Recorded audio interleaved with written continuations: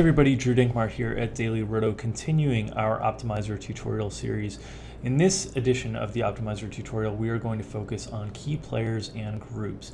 Key players and groups are ways that you can give constraints to the lineup builder and the optimizer as a whole that can help shape the construction of your lineups overall by focusing on if-then statements or rules as a whole to keep in mind when constructing your lineups. Now, certainly in the settings tab, there's lots of rules you can set on your lineups in terms of the exposures, the stacking rules, and so on and so forth, but a lot of stuff you can also accomplish in groups. And so we'll go to this groups tab here, which is on the far left, and we'll start creating groups. And so one of the ways that I like to use the groups section is to create stacks through these rules instead of necessarily saying I want all of my quarterbacks stacked.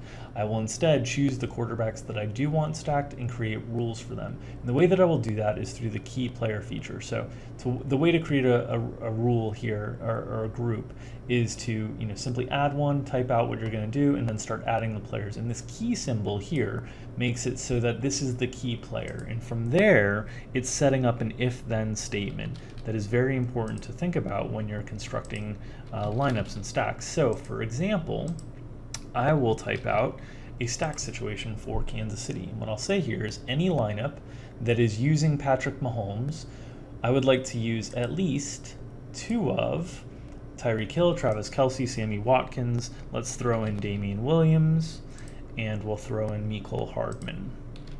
Okay, so this would be a very basic stack group situation. And the reason you would do this differently than setting up the stack settings is because you might want to include in your runs quarterbacks that you don't necessarily feel need to be stacked. If you went through your settings and you selected settings, I'll save that and I'll show you here, and selected settings that had your overall stacks, this would make it so that every single lineup had a stack.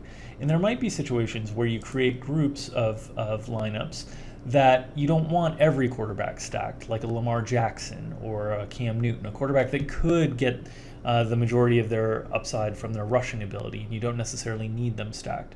So you might go through this and create a bunch of different individual stack rules that say, so when you run all your lineups, I can include Lamar Jackson and he won't be stacked, but all the other quarterbacks that I've outlined will be stacked. The other thing that I want to notice about these key situations is these are creating if-then statements. So these are lineups with Patrick Mahomes will have at least two of Tyreek Hill. So you can see here what I'm doing is I'm telling the optimizer not, hey, give me Patrick Mahomes lineups. You can do that by simply locking Patrick Mahomes. But I'm saying instead, if Patrick Mahomes is in the lineup, I want him paired with at least two of these receivers. You can make that one, you can make that three, you can make it at most exactly between all those different rules. You can also make it without. So you can say lineups without Patrick Mahomes, I want exactly two of these. That wouldn't make a lot of sense, obviously, but you have that ability as well. The new feature we've added within the key players is key boost. And this is an interesting one. So you'll see this little boost mark here. By clicking on that, it opens up these editable fields. And what this is doing is creating a boost, our normal boost percentage here, which is just a percentage increase or decrease on the projection.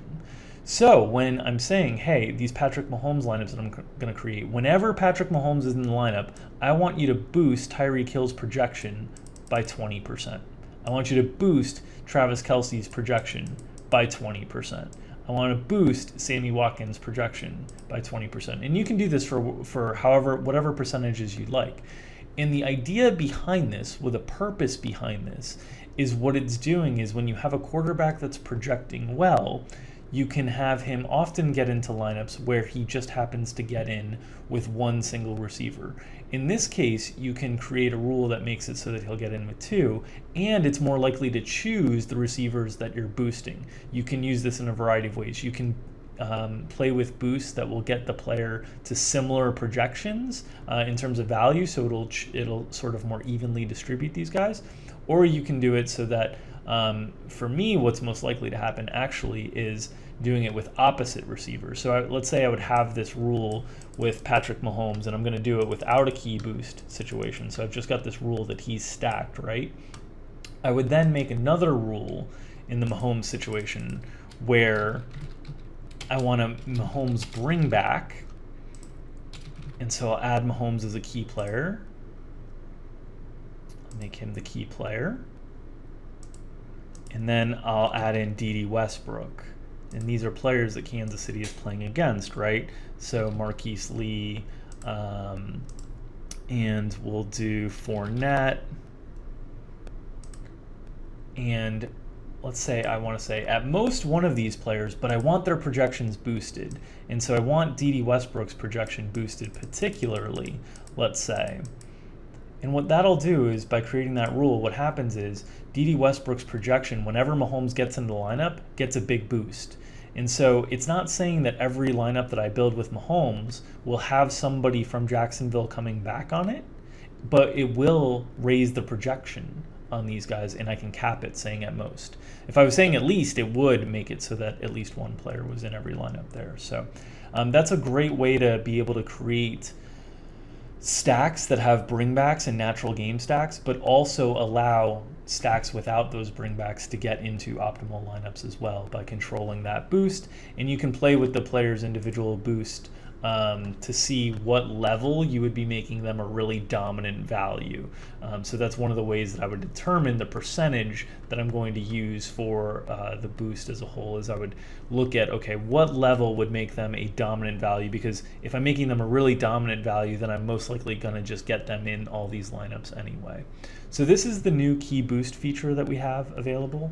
It's very interesting and another way that you can kind of enhance correlation in your lineups. You could similarly do this with, instead of choosing that running back plus defense setting in the settings tab, you could simply boost a team's defense like the Cleveland Browns. You could make a group that would simply, when Nick Chubb is used, it boosts the Browns defense, or conversely, when the Browns defense is used, it boosts Nick Chubb, to create those correlations, but not force them. It's just creating opportunities to improve the correlation without it having to be actually forced into the lineup. So the key boost rules is a new add to the optimizer, and we think it's one that can be very useful in terms of improving your ability to generate the types of correlated lineups that you want on a given slate.